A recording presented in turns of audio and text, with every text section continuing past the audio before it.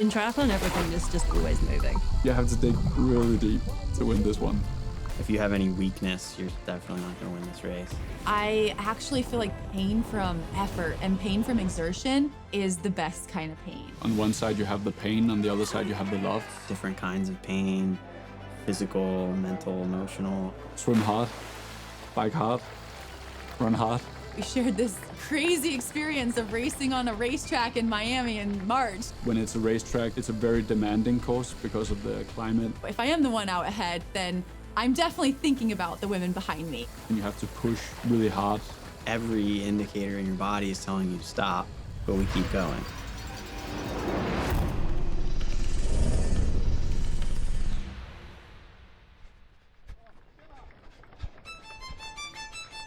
I think it's one of the toughest races to actually do.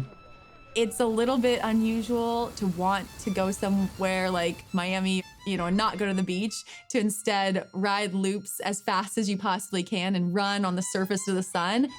Welcome to Clash Endurance Miami, where Olympians, world champions, and professional triathletes from across the world compete at a course unlike any other. Normally I go into a race like this just to win, and that's all I'm concentrated about. This is NASCAR's Homestead Miami Speedway. Here it's just basically for the love of racing and because I thought it was an awesome experience to get here and race on the racetrack. Right, these two cones, right as you hit the straightaway, is going to be the next 30-meter zone. Kind of check your position. When you get back to where T2 is, technically that is the start of your 17 laps. When I found triathlon and other triathletes, I kind of found people who were like me, who got a lot of enjoyment from exertion and doing kind of crazy things. I always wanted to be a pro athlete in really any sport I could, and I kind of thought, skiing or football and kind of those sports, but my talent didn't really lie in there, and then I did my first triathlon and knocked it out of the park. Triathlon takes an incredible amount of hard work, and that can be a little bit scary and unknown, but somehow there's fun in there. For these triathletes, hard work and fun means exerting one's body and mind to the brink of their physical capabilities. When you look at it on the surface, man, this sport sucks. You just murder yourself all day as hard as you can for hours. Damn it! You have to do like a swim, bike, run combo near perfection to win. First, they must navigate this 50.5-mile unique Clash Miami distance that takes place inside Homestead Miami Speedway. It all starts with a 1,700-meter swim at the lake inside the racetrack, followed by a 17-lap, 39-mile bike ride with 119 total turns utilizing the entire speedway.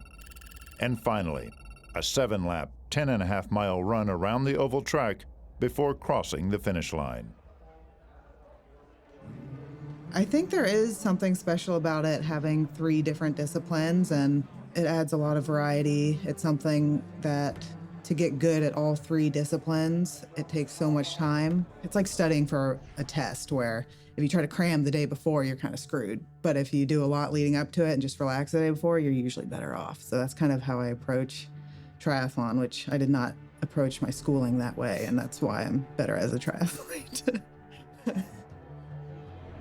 I like that it's individual, so it's just all on you, which I quite like.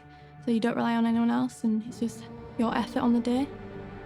So, hey, good morning, everyone. Welcome once again to Clash Endurance Miami. There's a lot of really strong riders. Daniel's an incredible swimmer. He's an incredible cyclist. He's a really strong runner, like super all-around good athlete. I mean, if you have any weakness, you're definitely not going to win this race. How are you guys feeling? Good. Excited? As you see, it's a couple of months since we've done the transition stops last time, so we have to dial it in. I want to battle with these guys. I want them to have great days, and I want to have to rise above that. I'm here to do a job. I'm here to do my best race. I'm fit, I'm confident, and I'm ready. Let's dance. Still to come, I think it takes so much courage to get on a start line. I'm not used to getting hit and the violence that can come along with the swim start. It's mano a mano. There's nothing to it.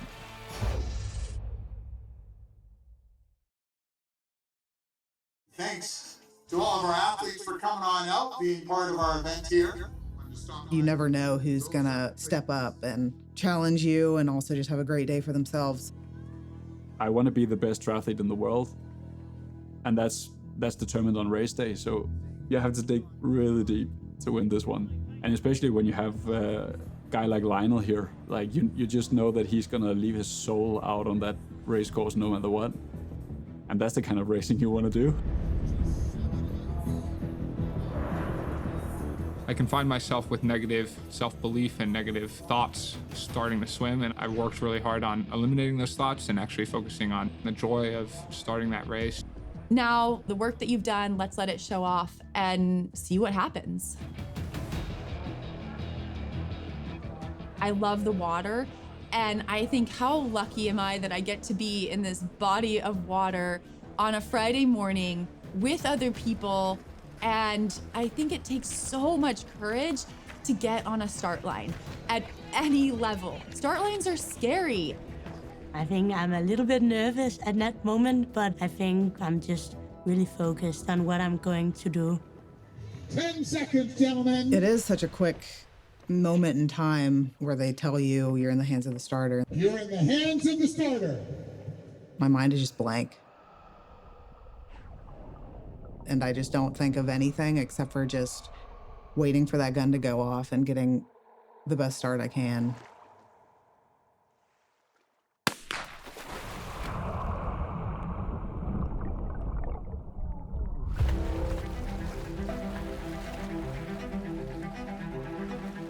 The first 100 meters, I'm just trying to go as fast as I can. This 1,700-meter swim can become a physical frenzy, especially around the buoy turns. Even though I come from a swim background, I'm not used to getting hit and the violence that can come along with the swim start.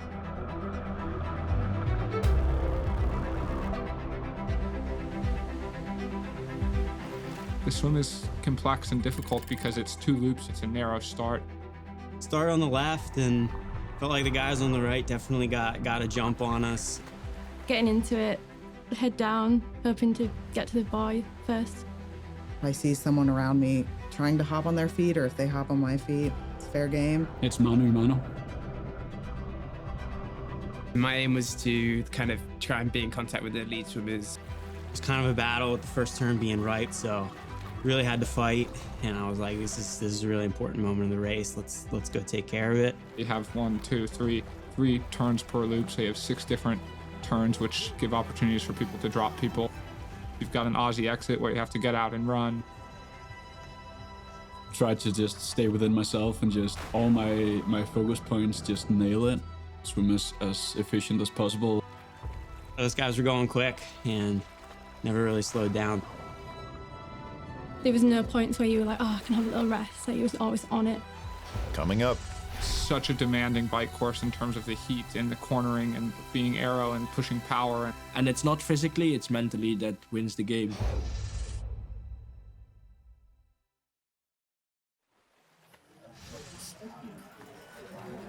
All right, so here they come. Jürgen Gunderson from Norway will be first out of the water. Right behind it, Daniel. First, I think you have to see every part of the race, including transitions, as a step to the finish line. So, okay, sometimes a bad swim doesn't make a bad race. What I try to do is I focus in the moment.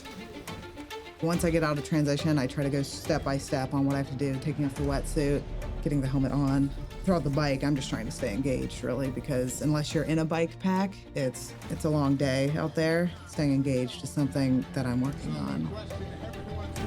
I'm quite excited to see how it will go, especially on the bike with all the corners against the other girls. the next 39 miles is a test of strength, endurance, balance, and mental fortitude as they travel at speeds of 30 miles per hour or more while navigating 119 corners and turns throughout the 17-lap ride.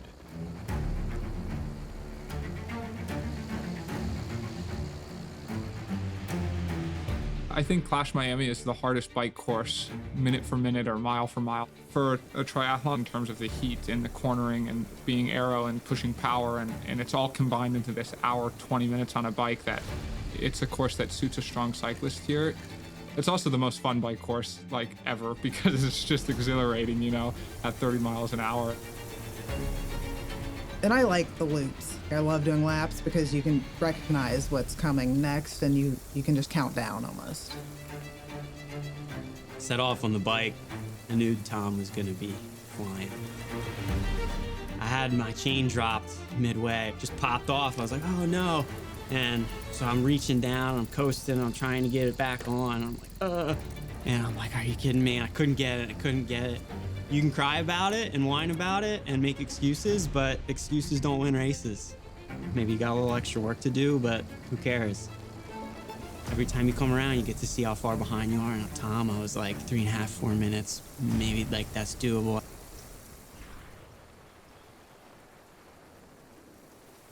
Throughout races, I'm learning how to push through my body wanting to stop and mentally wanting to stop. It hasn't ever gotten to the point where I do stop. So I'm learning a lot of things about myself and how far I can go.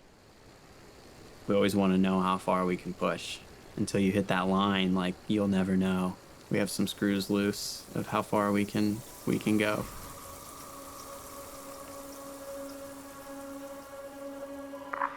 Hey guys, Lionel's pretty banged up. I believe he's out. Stand by if we need some medical over here, okay?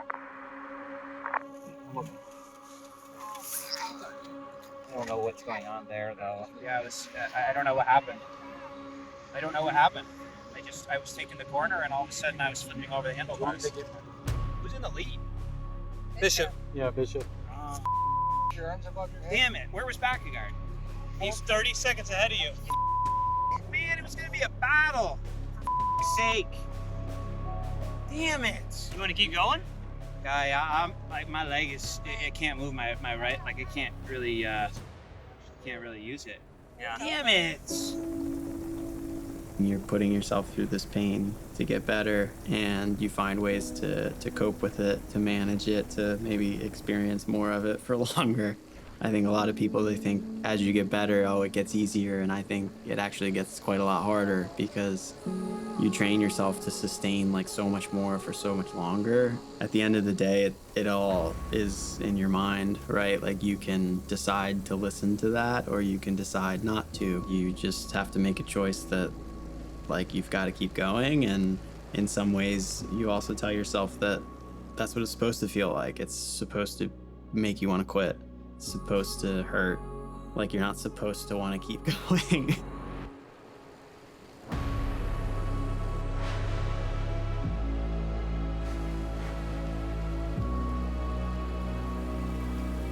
It's kind of scary because I knew that Sarah Perez is a really strong biker. When I went behind her, I was like, I will just stay here because I know she's really good. I had been saying to myself, okay, it's going to be soon, you have to overtake her at some point. And then I just noticed a good moment in the race to just take the chance. It was Sarah up ahead and then me and Sif, and then Sif took the lead and then I went around Sarah and then I just stayed in second till the end of the bike. I wasn't expecting to be able to hold the pace I did, but you leave winter training not quite knowing where you are. So I've got a good idea of what I'm doing now. You know, I'm always going to want to make the choice to see what I can endure, put you in the right mindset, and you can get more out of yourself. Still to come. It's fun to like enter something where you're like, I don't know if I'm going to be able to get through this, or like, I don't know if my body's going to break. It's strange how you can feel so alone out there.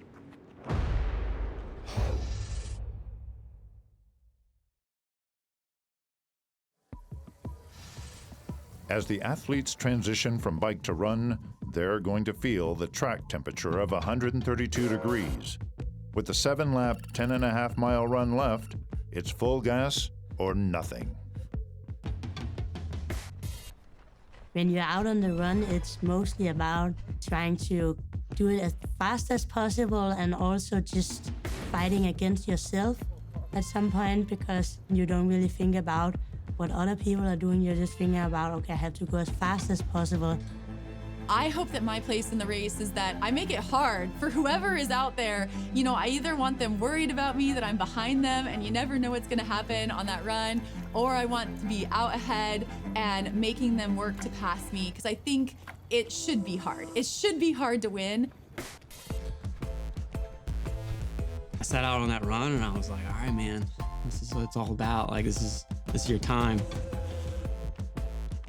I feel like I've definitely got the endurance to keep going at like that solid, hard pace. But if you're in a race with someone, you can always find that little push extra at the end. It's never nice to be overtaken on the run, but I knew that I just had to stick to my own pace. Otherwise, I would end up maybe running very slow in the end, because it was also a very hot race. So I just knew I would stick to my pace, let her do her thing, and maybe she will get tired or maybe not. Obviously, when you overtake, then you just think, oh, people will start overtaking me. So you don't want to, like, you're not taking it for granted. So yeah, you just got to keep going when you pass them. Looking at the lap board, seeing how many laps to go, just counting them down. When I saw the run coming down quite quick, I was like, God, but then I did some quick maths and I was like, oh, they're gonna have to run significantly quicker to catch me.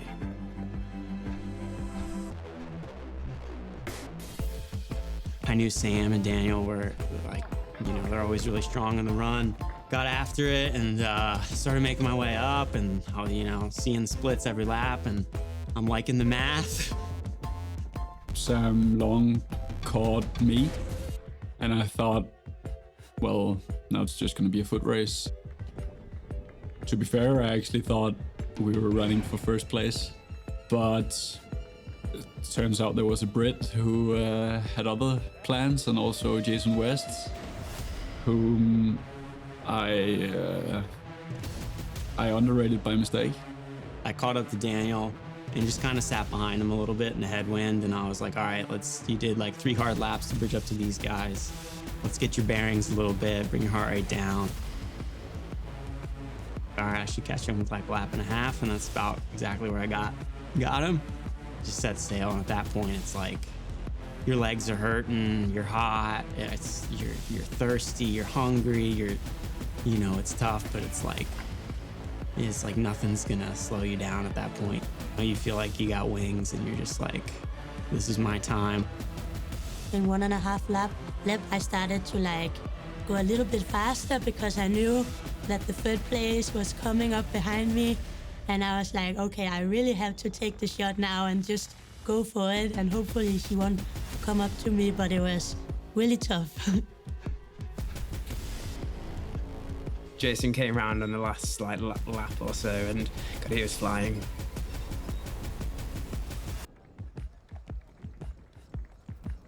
It's fun to like enter something where you're like, I don't know if I'm gonna be able to get through this, or like, I don't know if my body's gonna break. There's a lot of like fun in that, because you're doing something and you don't know the outcome.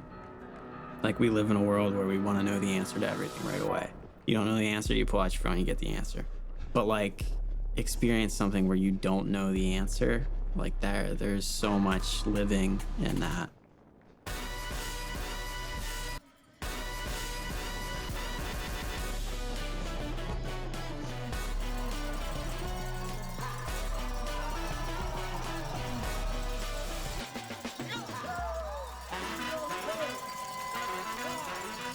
The people cheering me on at the end, yeah, it was so nice running down the chute and then seeing the tape and rushing the tape, yeah. Got goosebumps running down there.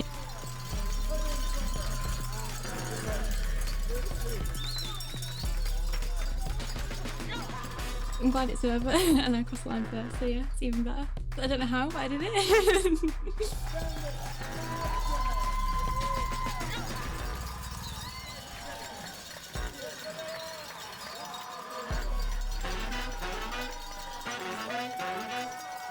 When we cross the finish line, we all get that rush, that euphoria that comes with knowing that you had a great effort and you had a great day.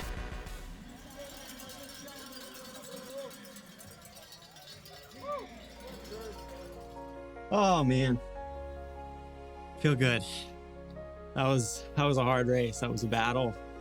These races always are. It's just like full gas, you know. And I felt like these are top tier guys in the sport, guys that are on podiums at world championships. So it's really special. Like, they've been kicking my butt the last couple years. So to get a win against the guys like that I have so much respect for, I had to come out and show up against really incredible athletes and got it done. So yeah, really, really special. Your focus is on that moment, on bringing it home and doing what you have to do. On one side you have the pain, on the other side you have the love.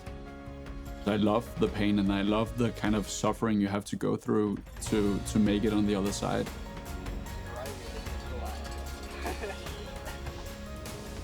Jason West takes first place, followed by Tom Bishop in second, and rounding up the top three for the men's division, Daniel Bakkegaard.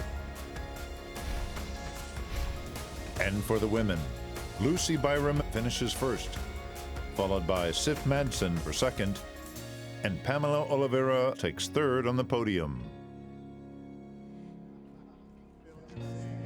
From the United States, your men's class endurance Miami champion, Jason West. Wanted one of those for a long time. I think it's like probably the coolest trophy in the sport. I actually grew up driving race cars.